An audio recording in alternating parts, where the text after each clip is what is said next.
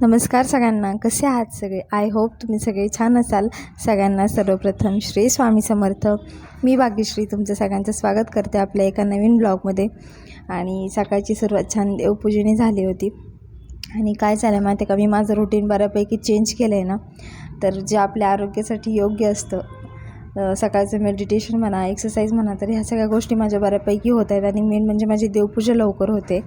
त्यानंतर मी किचनकडे आले आणि चहा ठेवला, पीठही भिजवून घेतलं, कारण मला क्लिनिकला लवकर जायचं होतं. म्हणून माझी आज गडबड चालू होती. बाकीचे आदले जे काही आदलेमधले कामं होते तेही मी पटपट आवरून घेतले आणि चपात्या करायला घेतल्या. तर चपात्या करता करता मी वेदालाही सांगत होते की स्कूलमध्ये काय घेऊन जायचं, काय नाही, बॅग भरायची होती त्याचं. तर ते चाललं होतं, कारण 8:30 पावणे 9ला त्यालाही क्लासला जावं लागतं.